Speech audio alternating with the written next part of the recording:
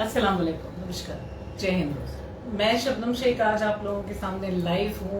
बहुत दिनों बाद बहुत वक्त लगा मुझे लाइव वापस आने के लिए। I was little busy, little बोलूँगी तो कम लगेगा। I was little busy and उसके अलावा मैं अपनी चेयर को मिस कर रही थी कि मैं कब वापस बैठूंगी और कब मैं आप लोगों के सामने लाइव होंगी। तो शुरू करते हैं और उम्मीद करती हूँ कि आप सभी भी अच्छे होंगे और सबकी लाइफ बेहतर हो। जब तक इंसान अपने दिमाग से बेहतर नहीं होगा तो जिंदगी बेहतर नहीं होगी। I took almost 2 months to come back again live. एक वक्त था कि एक दिन में हम 4-4, 5-5 लाइव वीडियो लेते थे। वजह क्या होती थी कि उतने लोग अपनी लाइफ के बारे में लाइव में बैठ के बोलना चाहते थे। मैंने कभी भी किसी को ये नहीं कहा कि आप लाइव आओ, क्योंकि लाइव आके दुनिया के सामने अपने दुख को जाहिर करना या अपने मन की बात करना बहुत हिम्मत की बात होती है। It's not that easy. कि दोस्तों लेट्स स्टार्ट। अगर आपके पास कोई सवाल है तो आप मुझसे पूछ सकते हैं। हम पहले सब्जेक्ट से शुरू कर रहे हैं। Let me talk about domestic violence first. As you guys knows, it's my USP. I believe in ना हमें डोमेस्टिक वायलेंस सहना चाहिए, ना करना चाहिए, ना होते हुए देखना चाहिए। हमारे समाज को सुधरने की कितनी जरूरत है, इसकी जीती जागती मिसाल आज जो हमारे समाज में शादियां हो रही है, चाहे वो किसी भी कम्युनिटी की हो।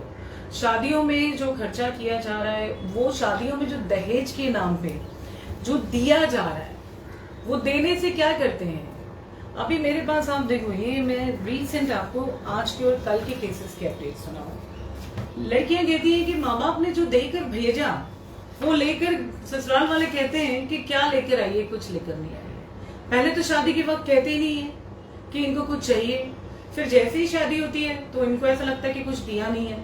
तो वहीं से सबसे पहले जो वॉयलेंस शुरू होता है वो जबान से शुरू होता है। तो एक इंसान को अपने ब्रेन को इतना एक्टिव रखना है कि जहां पर आपको लगा कि किसी की तीखी बातें आपके जमीर को ठेस पहुंचा रही है, आपके आत्मसम्मान को ठेस पहुंचा रही है, तो वहां पर समझ जाओ कि it is a mental torture. तो पहला स्टेप होता है मेंटल टॉर्चर का। जब आपको मिल रहा है ना, तो टेक इनिशिएटिव एक्शन।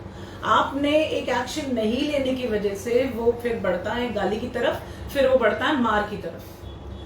अब जो मेरे पास जो भी लोग मुझसे मिलने आते हैं, जो आज सोशलिज्म में, एक्टिविज्म में आगे हैं, they are working for community and society.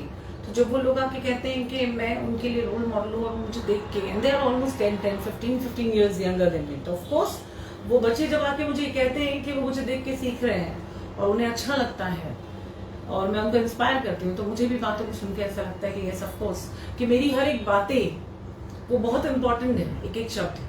तो कभी किसी लाइव वीडियो में अगर मुझसे कोई गलत शब्द निकल गया, एक गलत शब्द निकला, तो इमीडिएटली मेरे किसी ना किसी वेलविशर ने अपडेट किया, वहां पर एक मिस्टेक है, सोसाइटी एक्सेप्ट नहीं करेगी मैडम वो वीडियो को डायरेक्ट। सोचो, एक रॉन्ग वर्ड जो किसी भी एक व्यक्तिगत रूप पे हो, किसी कम्युनिटी के लिए हो, तो लोग इमीडिएटली कहते हैं कि इसे डिलीट करो, ये गलत है। तो जब वॉयलेंस घर में पहली बार आपके ऊपर आपको जलील करने से शुरू किया जाता है, तो आपको उसके ऊपर सोचना चाहिए कि ये जलीले से शुरू हो रहा है, इसका नेक्स्ट स्टेप क्या होगा। गाली पे पहुंचेगा, फिर मार पे, फिर जान से मारने की कोशिशों पे। मैं डेली यहाँ पर ऐसे केसेस हम फाइल करते हैं जहां पर लड़कियां अभी भी मार खा रही है। Where are you guys living? आप कौन सी सदी में जी रहे हो कि अभी भी आपको लगता है कि कोई आपको मार सकता है? अब तो आप देख रहे हो कि कानून ने ये भी कह दिया है कि आप पुलिस स्टेशन के अंदर भी अपना फोन चालू रख के वीडियो ले सकते हो। यानी आप कानून के जो ठेकेदार गलत करते थे, आपको वीडियो लेने से रोकते थे, एविडेंस लेने से रोकते थे, उनको भी सरकार ने रोक दिया कि आप वीडियो ले सकते हो। तो सोचो आप कितने आजाद देश में हो। देश डिजिटल हो रहा है, लेकिन डिजिटलाइजेशन देखो किधर जा रहा है, किधर जा रहा है। किधर भी शादी होने दो, कोई भी कम्युनिटी की होने दो, वो गिफ्ट जो है वो आप अपनी बेटी को दो, आप दामाद को दोगे, उसकी माँ को दोगे, उसके बाप को दोगे, उसके पूरे खानदान को दोगे।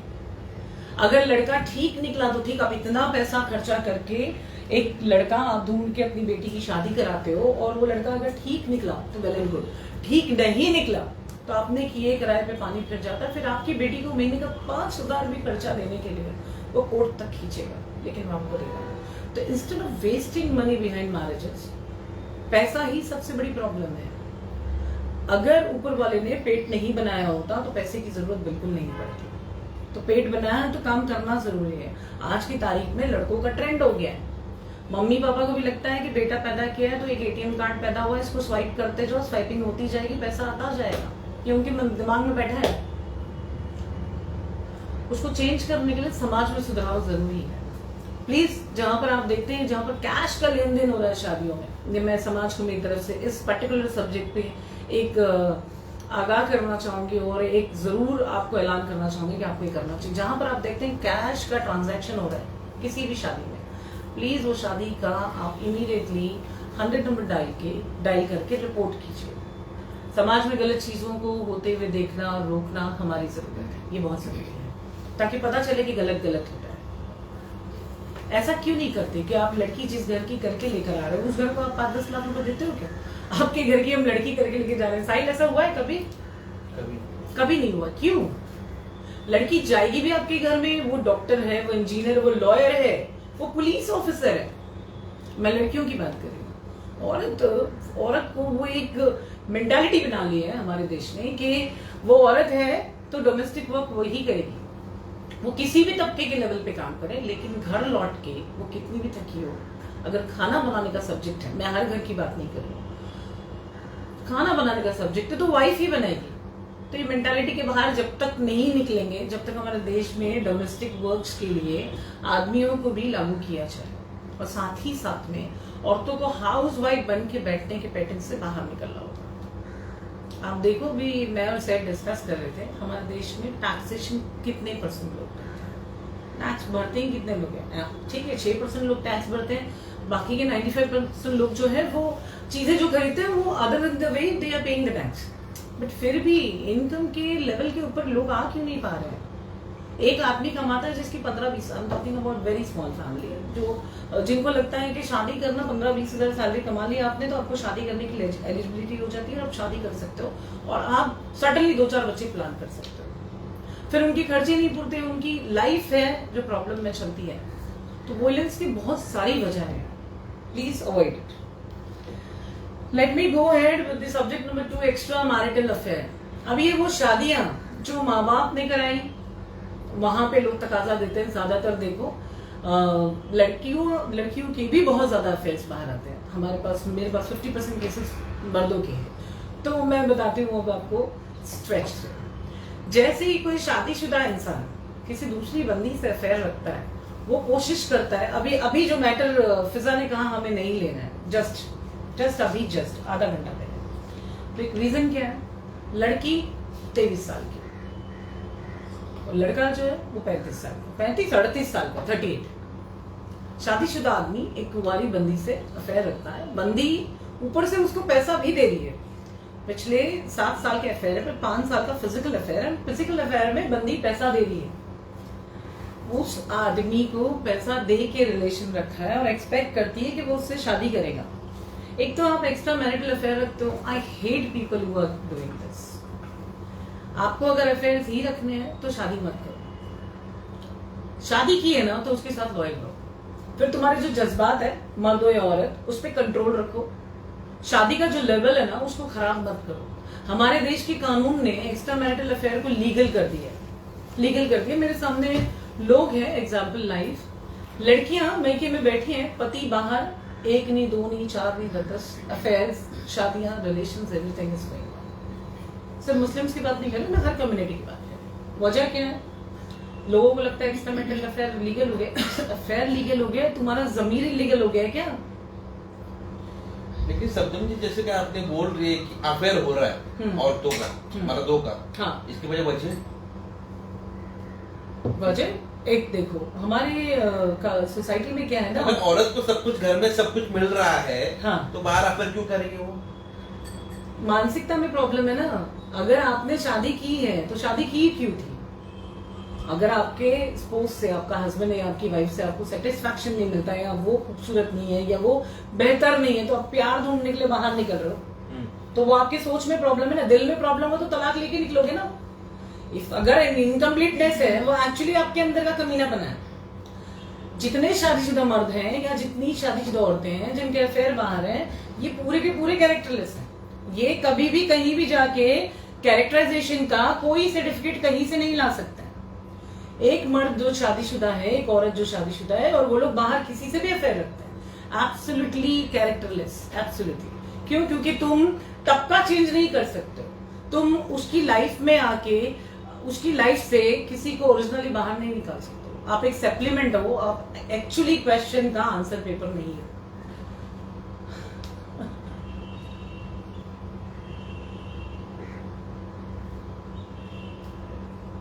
यस, हाँ सर।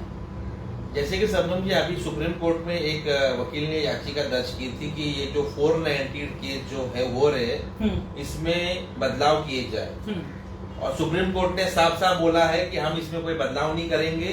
अगर सुधरना है तो समाज को सुधरना होगा, जो दहेज लेना देना है, इससे पहले भी हम उसके खिलाफ थे। हमने बड़े बड़े होर्डिंग लगाए है, बड़ी बड़ी जाहिरात की है कि दहेज लेना और देना दोनों गैर कानूनी है। अब सुप्रीम कोर्ट ने तो साफ कर दिया है, बिल्कुल मना कर दिया। अब दहेज, अभी समाज को सुधारना है। क्या सुप्रीम कोर्ट के इस आदेश के बावजूद भी क्या समाज में सुधारना होगी? और जो मर्द अपनी औरत की जो मेंटलिटी, जो टॉर्चर की वजह से सुसाइड कर रहे हैं, क्या ये बंद होगा? देखिए, फिर परसेप्शन पर्सन टू पर्सन का है। कहीं पे औरतें परेशान है तो कहीं मर्द परेशान है। जैसे समाज के सुधराव की बात है, फिर मैं बात करूंगी जहां से शादी शुरू होती, सब्जेक्ट ही ये डोमेस्टिक वायलेंस का है।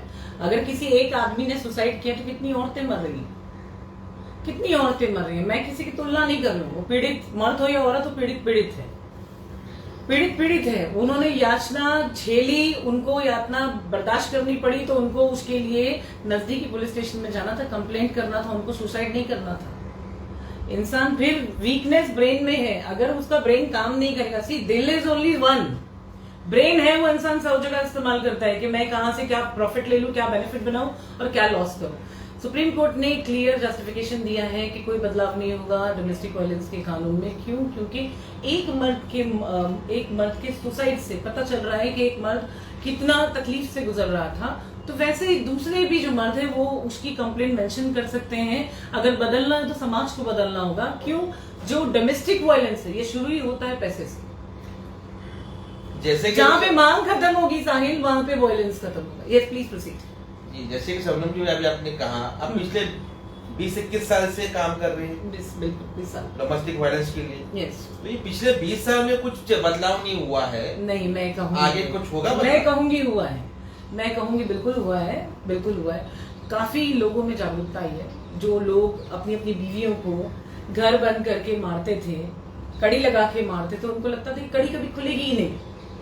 आपको पता है, लोगों को लगता था कड़ी कभी खुलेगी ही नहीं।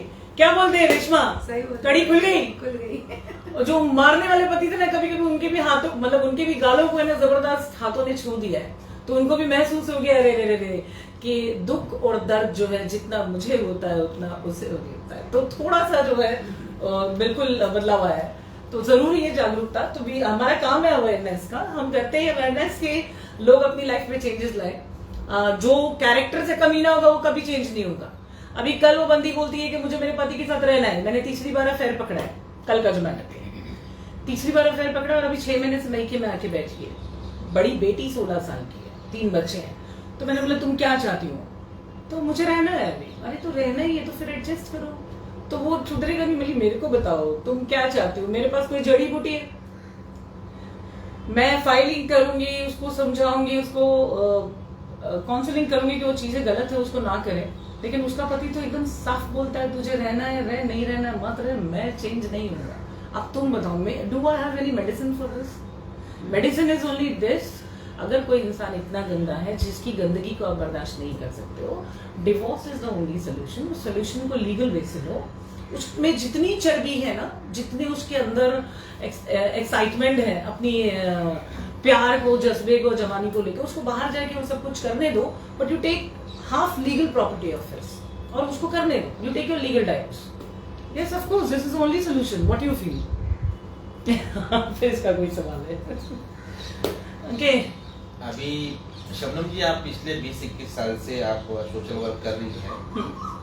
आप इस आपकी लाइव वीडियो के माध्यम से उन औरतों को क्या बोलना चाहिए? थोड़ा टाइम पहले एक लड़की आई थी जिसको पता था कि वो शादीशुदा है, तो उनको क्या बोलना चाहिए? क्या मर्द उतने जिम्मेदार है या औरत ज्यादा उससे ज्यादा जिम्मेदार है? नहीं, मेरे हिसाब से दोनों बराबर के जिम्मेदार होते हैं। मतलब यानी कि जब तक औरत, मर्द जब तक हाथ नहीं बढ़ाएगा औरत पकड़ेगी नहीं। वो तुम उल्टा बोल रहे हो एक्चुअली, औरत जब तक अपना हाथ रिलीज नहीं करेगी तो कोई मर्द पकड़ नहीं, नहीं मैंने सकता है। वो एक सब्जेक्ट के ऊपर बात कर रहा हूँ, जब जी। उसको पता था कि वो शादीशुदा शादीशुदा है, फिर भी वो उसके साथ 7 साल रिलेशन में रही। और वो अब चाहती है कि उसकी वाइफ उससे वो अलग हो जाए और वो उसके साथ रहे। इनफैक्ट उस लड़की ने मुझे आज ये भी बताया कि वो अपनी वाइफ से जब आया था दूर होके कुछ सितंबर लास्ट ईयर, तो वो अब तक इसके साथ था। एंड मैं चाहूंगी इस केस की थोड़ी सी डिटेल करूं। Anyways I am not filing this case. बंदी कहती है सितंबर में आया था, 6 सितंबर 2024 और 20 जनवरी 2025 तक, यानी कि 8 दिन पहले तक वो बंदा साथ में था। क्योंकि वाइफ को पता चल गया कि इसका अफेयर है, तो उसको सच्चा प्यार जाग गया एंड बंदा जो है गर्लफ्रेंड के साथ चला गया। अब वाइफ ने वापस बुला लिया। नाउ द कॉम्प्रोमाइज हैपेंड 8 दिन पहले कि वो एक दिन वाइफ के साथ रहेगा, एक दिन वो गर्लफ्रेंड के साथ रहेगा। एक क्लैप, जोरदार क्लैप। तो ये जो सेटलमेंट हुआ, ये एक वर्बल सेटलमेंट था। एक रोती हुई गर्लफ्रेंड को, देखो हमेशा याद रखो, जब भी जंग होगी प्यार की, मोहब्बत की, कोई भी एक्स्ट्रा मैरिटल अफेयर में, जीतेगा हमेशा शादीशुदा कपल, कभी एक्स्ट्रा मैरिटल अफेयर जीतेगा नहीं। क्यों? क्योंकि जो वाइफ है, जो लाइसेंस और जो गाड़ी है वो घर में है। अगर उसको जब तक वो छोड़ेगा नहीं तो वो बाहर शादी नहीं कर सकता। एनी कस्टडी, एनी रिलेशन, ठीक है? तो उसको वो छोड़ने ही नहीं वाला, बिकॉज एनीवेज बच्चे हैं उसके घर में। तो ये याद रखो, एक्स्ट्रा मैरिटल अफेयर रखना या किसी शादीशुदा इंसान के साथ अफेयर रखना, जो इंसान तुम्हें एक ऑप्शन की तरह जिंदगी में पेश करता है या प्लेस करता है, वो दिमाग में रखो कि तुम सिर्फ एक ऑप्शन, वो जिंदगी नहीं बन सकते। जिंदगी का ऑप्शन कभी भी जिंदगी नहीं बन सकता। तो get learn by the situation और उस गंदगी से बाहर निकलो, क्योंकि दुनिया में सिंगल्स की कमी नहीं है। तो ऐसा गटर जिसको ऑलरेडी कोई और बर्दाश्त नहीं कर पा रहा है, वो इसलिए तुम्हारे पैरों पे आके गिर रहा है, तो उस गटर को अपने से दूर रखो। Stay away from extra marital affair. This is an advice. Okay, let me come back to subject number 3, which is online fraud. Online fraud में हमने इन दिनों में काफ़ी सारे केसेस फाइल किए हैं, जिसमें अभी हम देख रहे हैं कि जनरली हम जब डायल कर रहे हैं तो we are getting some caller tune by the government. मैं भी लास्ट ईयर एक स्कैम में, एक ऑनलाइन फ्रॉड में मेरे साथ भी कुछ क्रेडिट कार्ड पे हुआ था। तो obviously that's essential and required. अब ऑनलाइन फ्रॉड में मैं एक छोटी सी बात शेयर करूँगी। हमारा फाउंडेशन है, तो किसी ने जनरली एक मैसेज मेरे शायद 4 नंबर्स पे भेजा। तो मैसेज मुझे 3 दिन पहले रात को रिसीव हुआ है ऑन इंटरनेशनल नंबर कि मैम हमको 80 किट्स डोनेट करना है, 80 किट हमें डोनेट करना है। कनाडा का नंबर था। तो मैंने उसको नंबर रेफर किया कि talk to my PA. No, if you can just tell me कि किट का प्राइस क्या होगा तो मैं डायरेक्ट ट्रांसफर कर दूंगा, वी कैन कम्युनिकेट। यानी उसने कहा कि आप ही बता दीजिए। तो मैंने बोला this is not possible now, मैं तुम्हें सुबह बताती हूँ। तो उसने बोला मैं सुबह आपको वेस्टर्न यूनियन मनी ट्रांसफर से मैं आपको मनीग्राम या वेस्टर्न यूनियन से आपको मनी ट्रांसफर कर दूंगा। बोला ठीक है, विल कम्युनिकेट, मेरा स्टाफ आपसे बात कर लेगा। मॉर्निंग में मैंने उसको पर किट का, बिकॉज ही नोज कि मैं किट डोनेट करती हूँ, मैं राशन बांटती हूँ। सी ऑनलाइन फ्रॉड के ऊपर एक छोटा सा एग्जाम्पल दे रही हूँ मैं सिर्फ कि उसने कहा कि 80 किट बांटना। हमने सुबह उसको कोटेशन राशन वाले से लेके कोटेशन दे दिया, ग्रोसरी वाले ने दे दिया कोटेशन। उसने बोला यस मैं ये भेज रहा हूँ।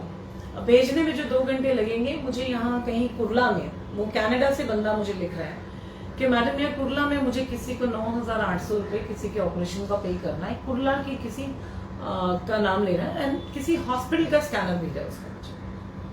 एंड दैट डे अनफॉर्चुनेटली मैं सो रही थी। अभी तुम देखो, इतना तो मैं जरूर करती कि मैं अगर जाग रही होती तो शायद मैं पैसे देती थी, बट मेरी तबीयत ठीक नहीं थी और वो आफ्टरनून का टाइम था।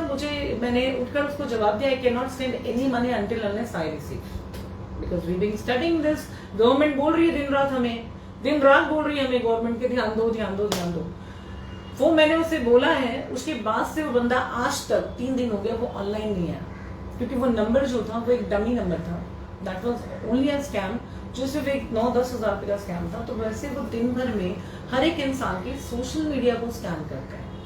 जितने स्कैमर्स हैं जो पैसे हमारे अकाउंट से डेबिट हो जाते हैं, उसके साथ फ्रॉड होता है। ज़्यादातर देखिए ये दिल्ली, हरियाणा, चंडीगढ़, कैलकाटा, ये उस तरफ के आपको ज़्यादा अकाउंट्स मिलेंगे कि हमारे पैसे जो उस तरफ चले जाते हैं।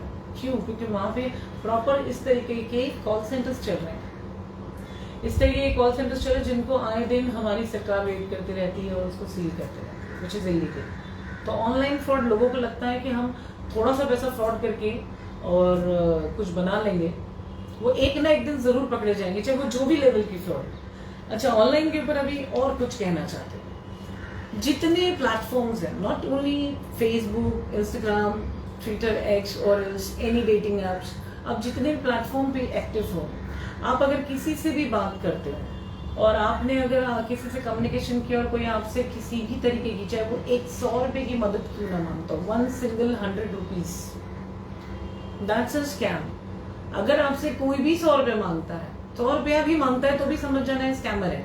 ये आज 100 रुपए का नुकसान देगा, क्योंकि जो इंसान तुमसे मांगता है वो सिर्फ फ्रॉड होता है। मांगने वाला इंसान कभी भी जरूरतमंद नहीं होता है। जरूरतमंद इंसान है ना, वो खुद आएगा अपनी जरूरत को लेकर, जिसको उसको जरूरत जहां से पूरी हो सकती होगी वहां आएगा वो। जो मांगते हैं वो फ्रॉड है।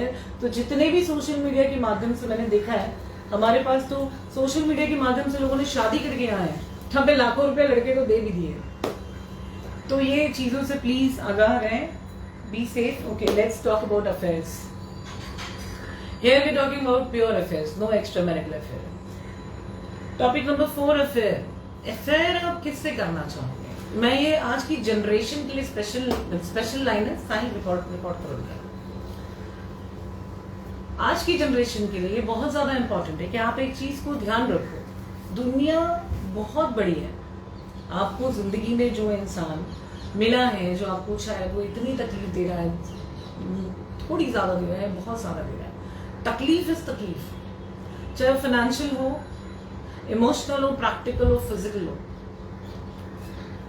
तो आपको ये चीज को ध्यान देना है कि आप जिस एज में, मैं सारे टीनेजर्स को बोल रही हूँ, जितने बैचलर्स अपने लिए जब आप एक बेटर हाफ ढूंढते हो, चाहे वो लड़का हो या लड़की हो, आप ये चीज को ध्यान रखो कि आपको परवरिश करने में अपने पेरेंट्स ने पूरी जिंदगी लगाई होती है। आपका एक रॉन्ग डिसीजन, एक गलत बंदी को चुनना, एक गलत बंदे को चुनना, एक रॉन्ग अफेयर आपका पूरा लाइफ खराब करता है। पहले ये बातों को ध्यान दो। कोई लड़का आपको मिलता है, मिलने के बाद में जैसे ही आपका उससे दोस्ती, प्यार, रिलेशन, जो भी अफेयर में आप आते हो, वो अगर कहना शुरू करता है उसके घर में प्रॉब्लम है और उसकी गाड़ी खराब है, उसके बिजनेस में लॉस है, उसने शेयर मार्केट में लॉस किया है, या उसको फाइनेंशियल सपोर्ट चाहिए बिजनेस स्टार्ट करने में, टॉपिक नंबर 5 याद रखिए, उसको फाइनेंशियल सपोर्ट चाहिए बिजनेस स्टार्ट करने में, तो प्लीज समझिए, these are the indication this mind is not a common mind. This mind is absolutely criminal mind. A criminal mind can only spoil your life. Initial थोड़ा सा तकलीफ होगा, थोड़ा सा पेन होगा कि आपने जिससे दिल लगाया है, मुश्किल होता है, दिल बहुत मुश्किल से लगता है। दिमाग वाले एक्स्ट्रा मैरिटल वाले होते हैं, दिल वाले है ना, वो अफेयर में दिल से कर लेते हैं। तो दिल को थोड़ा सा एडजस्ट करो, समझो कि लाइफ इज टू बिग। एक 2-4 दिन की जिंदगी नहीं है, प्यार से पेट नहीं भरता है।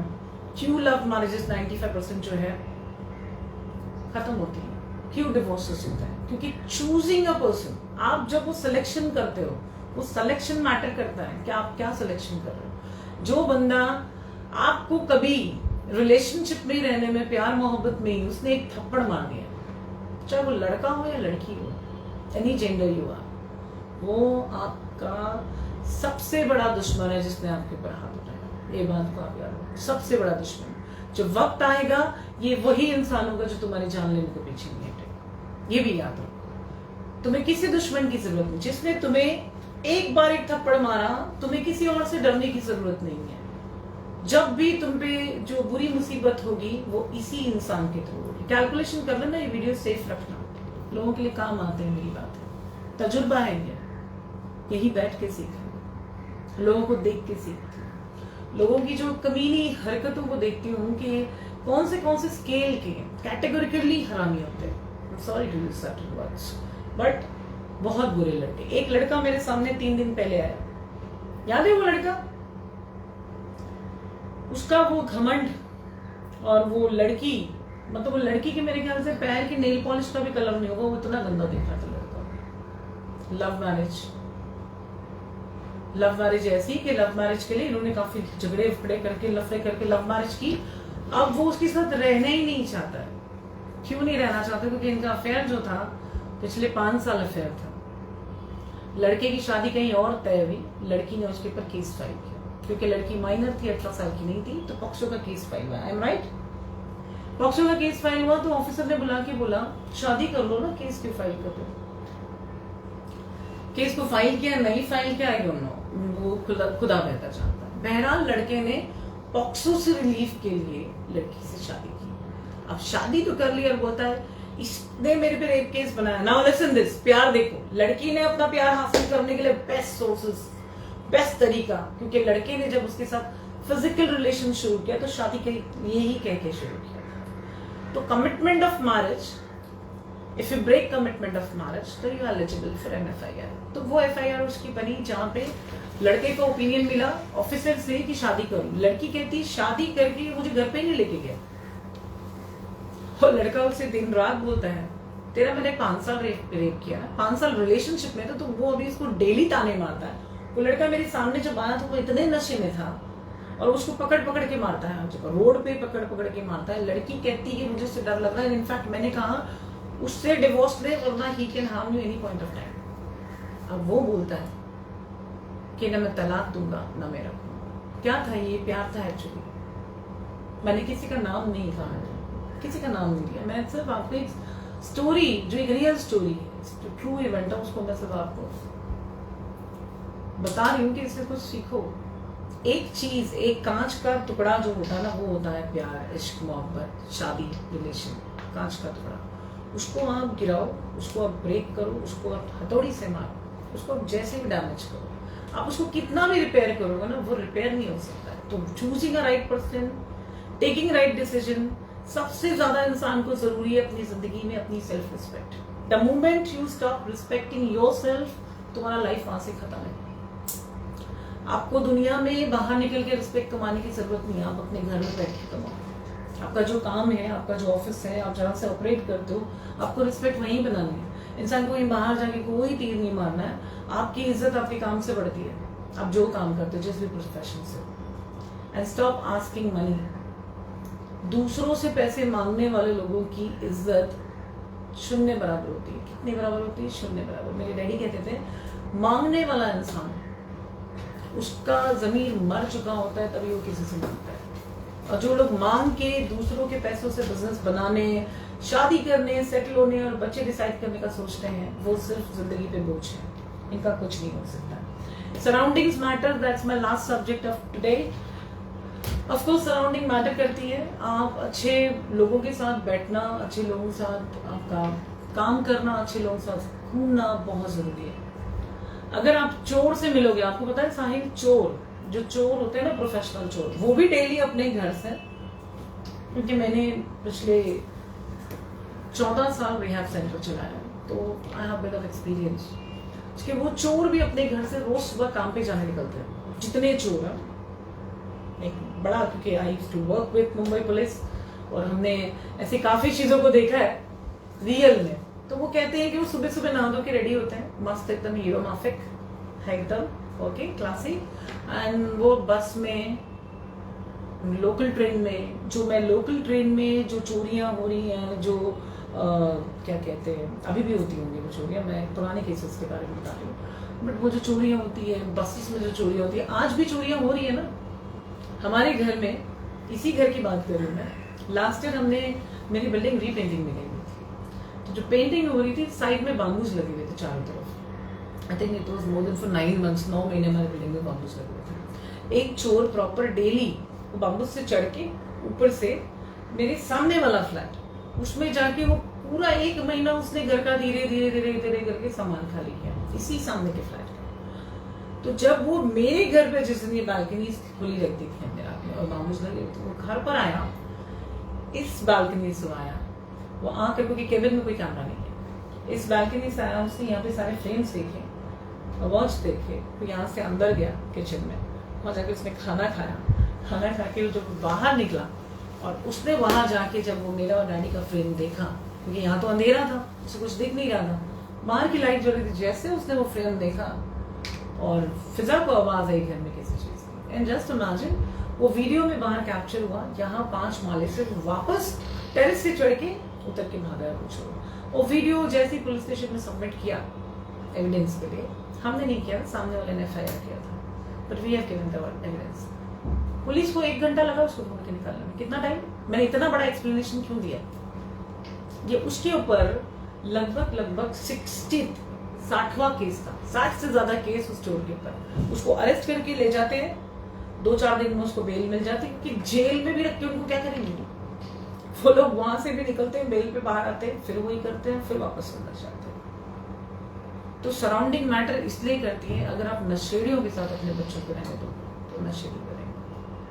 आपके बच्चों के दोस्त अगर पुलिस ऑफिसर्स हैं तो वो कुछ अच्छा ही सीखेंगे, डॉक्टर्स हैं तो इंसान को इंसान समझना सीखेंगे, लॉयर्स हैं आपके बच्चों के दोस्त तो वो जरूर इंसान की जिंदगी, अपने हक और देश के हित में बात करना सीखेंगे। तो जब भी आप देखते हो कि आपके बच्चे रॉन्ग सराउंडिंग्स में है तो जस्ट स्टॉप देम। वहीं से शुरू होती है कि आज मूड ठीक नहीं है, आज कुछ बेहतर हो जाए, तो कीप योर चिल्ड्रन सेफ। खैर दोस्तों, आज इजाजत लेती हूँ, और आपको जब भी लगे कि you need my help in any legal way, help care foundation is ready to help you guys. So I take your leave with all your love. Thank you so much, love you all, Jai Hind.